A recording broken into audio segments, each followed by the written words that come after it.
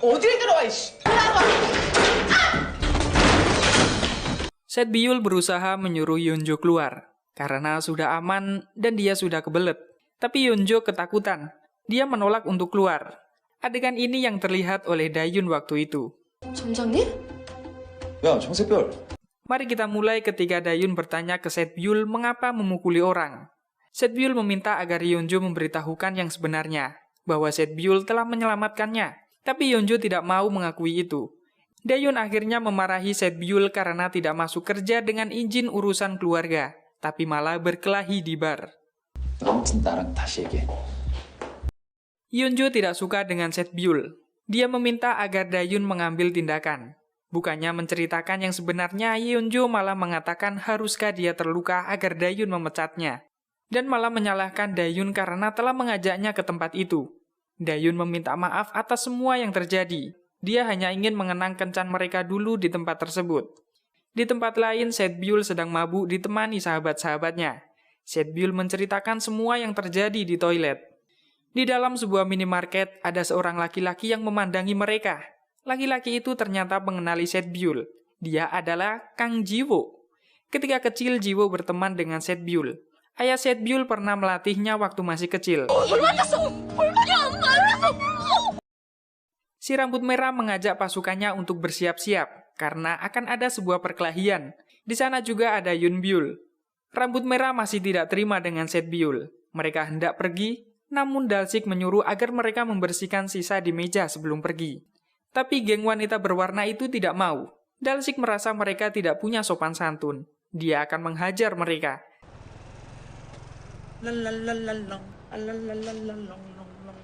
Setelah kejadian tersebut, Dalsik melanjutkan pekerjaannya sebagai penulis komik. Tak lama kemudian, Dayun telah kembali. Dia hanya memeriksa penjualan yang menurun ketika Set Byul tidak ada. Tapi sebelum pergi, Dalsik memberitahukan kejadian malam itu. Saat Set Byul menghajar 3 pria dan menghukumnya. Dalsik mengaku bahwa telah diancam agar tidak memberitahukan Dayun. Tanpa banyak kata, Dayun lalu pergi. 대현아, 웃는 얼굴 뒤에 악마가 있어. CCTV 목소리 안 들어갔겠지? Di tempat lain, Set Byul telah diantar pulang sahabat-sahabatnya. Terlihat dia yang mabuk berat karena Dayun yang kecewa dengannya. Di pagi hari, Yeonjo sedang sarapan dengan ibunya, tapi dia hanya terbengong, karena Set Byul yang mengganggu di pikirannya. Di tempat lain, Dayun juga sedang sarapan dengan ibu dan ayahnya. Set Byul yang tidak masuk kemarin membuat Bugong menanyakan kondisi keluarganya. Tapi Dayun tidak peduli. Bugong menasihati Dayun, menjadi bos tidak boleh seperti itu. Siapapun pegawainya, maka dia sudah menjadi keluarga. 저 죽으네요. 좀 와줄라. Scene berpindah. Terlihat Yeonjo yang sangat murung ketika tiba di kantor. Tiba-tiba, Yeonjo mendapat telepon dari Dayun yang mengatakan bahwa dia akan memecat Set Byul hari ini dan merekrut pegawai baru. Itu membuat suasana hati Yeonjo berubah 180 derajat. 날이지만 우리 힘냅시다. 파이팅! Teman-temannya merasa heran akan fenomena itu. Set Byul telah terbangun. Dia teringat sikap Dayun yang membuatnya kesal dan melampiaskan itu ke sebuah boneka. 나저 사람! 내 바보 같은 척! Gyumbi adalah penikmat sebuah webtoon. Walaupun ada kelas, tapi dia tidak peduli. Tiba-tiba dia mendapat sebuah pesan gitu. Akhirnya terjadi pertengkaran antara Yeonjo dan Gyumbi yang merebutkan Jiwo. Set Byul merasa agak bingung dengan sikap dua sahabatnya tersebut. Hingga akhirnya dia teringat kembali kejadian semalam saat dia bertemu dengan Jiwo. Jiwo adalah seorang artis terkenal. Tanpa sengaja, hari itu dia dijadikan brand ambasador dari sebuah perusahaan yang ditangani oleh Direktur Cho dan diketuai Yeonjo. Di tempat lain, seperti biasa Set Byul memeriksa pakar harian. Set Byul merasa pakar harian sangat pengertian. Hari ini dia memutuskan untuk beristirahat dari aktivitasnya. Tapi tak lama kemudian, manajer promosi mengajaknya untuk berjualan. Karena Set Byul sempat menolak, dia mendapatkan tawaran untuk upah 2 kali lipat. Scene berpindah. Hari ini Dayun ada wawancara untuk pegawai paruh waktu yang baru, untuk menggantikan Set Byul nantinya. Tak lama kemudian, Dayun mendapat telepon. Tanpa sengaja Dalsik datang dan bertemu dengan laki-laki tersebut. Dan terjadilah suasana yang memanas di antara mereka. 쌍화디까 죄송합니다.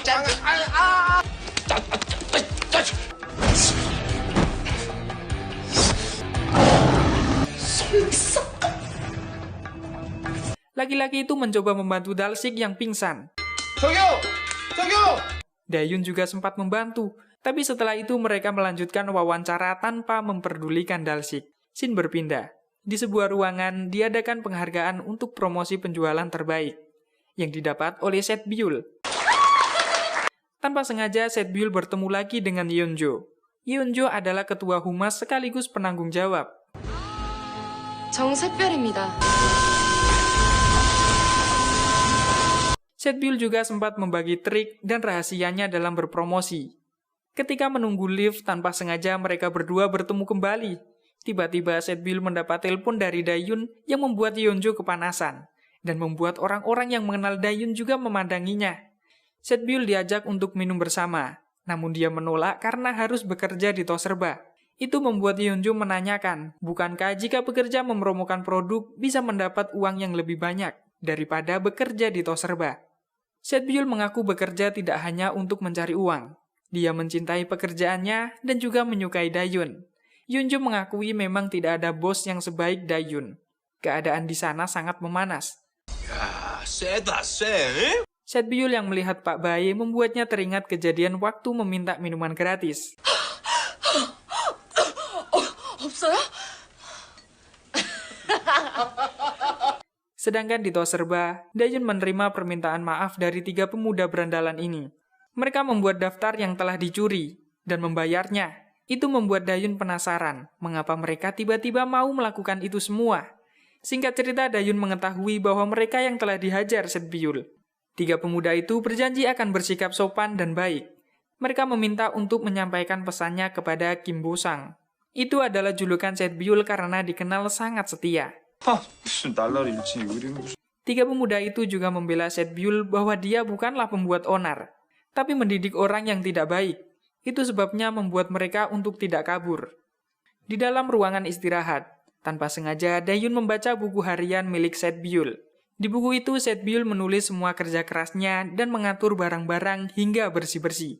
Bahkan dia berhasil mendapat lebih dari 200 pelanggan waktu itu. Tapi Set Byul agak sedih karena Dayun tidak memeriksanya. 네, 어서 오세요. Tiba-tiba Gyumbi dan Yunjo ada di sana. Mereka memberitahukan bahwa kemarin adalah hari kematian ayah Set Byul. Sehabis melayat, Gyumbi memaksa Set Byul keluar untuk menghiburnya. Tapi ketika menyelamatkan pacar Dayun malah dituduh tanpa berterima kasih. Set Byul hanya memukuli mereka yang pantas untuk dipukul. Di depan toko, tanpa sengaja Gyumbi bertemu dengan musuh bebuyutannya, Dalsik.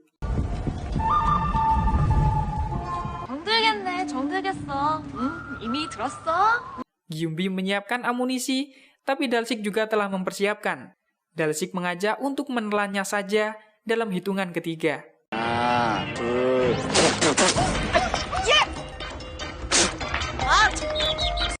Dayun merasa bersalah. Dia mencoba untuk menemui Set Byul, tapi begitu susah untuk mendapat taksi waktu itu. Padahal Set Byul telah datang ke Toserba dan menggantikan Bugong yang berjaga. Waktu itu Bugong telah dijemput Pak Choi. Mungkin untuk berkencan. Scene berpindah. Yeonjo berolahraga bersama Direktur Cho. 연주 씨, Tiba-tiba Dayun datang untuk mengantarkan pulang. Dayun ingin memastikan sebenarnya yang telah terjadi di toilet waktu itu. Dayun tidak mau memecat seseorang dengan tanpa alasan yang kuat. Dayun meyakinkan Yeonjo bahwa berusaha untuk tidak memihak ke siapapun, tapi melakukan sesuatu dengan benar. 그냥 가려고? Tanpa sengaja Ibu Yeonjo melihat kemesraan tersebut. Anehnya, di sini Dayun malah disuruh untuk bersembunyi, dan Yeonjo segera mengajak ibunya untuk masuk. Tak lama kemudian, Dayun mendapat telepon dari kepolisian. Set Byul dibawa ke kantor polisi seorang om-om gitu, dengan tuduhan telah melukai tangan om-om tersebut. Dayun selaku manajer meminta maaf atas kelakuan pegawainya. Tapi om-om tersebut malah semakin marah. Itu membuat Dayun kesal dan membela Set Byul, lalu memberikan bukti lapangan dari CCTV yang ada di ponselnya. Itu adalah sebuah tindak pelecehan. Om-om itu mencoba meminta maaf untuk tidak diperpanjang kasus tersebut. Setbyul lebih memilih diam dan sedikit difitnah daripada berharap lalu kecewa. Setbyul tidak punya orang tua. Banyak orang yang tidak percaya dengan ucapannya. Tapi mulai sekarang, Setbyul punya Dayun yang akan mempercayainya. Dayun memarahi Setbyul karena tindakannya yang membahayakan. Dayun marah karena peduli. Dia menyuruh agar Setbyul tidak lagi berkelahi dengan berandalan. Dan sedikit meremehkan kekuatan Setbyul. Dayun menyuruh agar Setbyul memukulnya dengan sekuat tenaga. 이렇게 보름달이 가까이에서 보이는 거야. Setbyul teringat kembali terakhir dimarahi ayahnya. Itu karena ayahnya peduli dengannya. Setelah sekian lama, tidak ada yang peduli. Hari ini, Dayun peduli dengannya. 아씨, 편의점. Scene berpindah. Dalsik perutnya mules karena makan makanan basi. Tapi sangat banyak pelanggan yang telah mengantri. Untungnya, Setbyul muncul menggantikannya.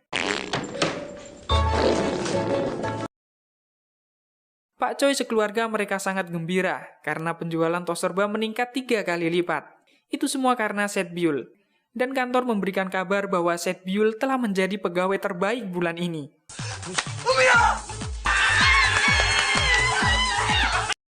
Kini Dayun melepas kertas pencarian pegawai paruh waktu karena Setbyul telah menjadi pegawai terbaik.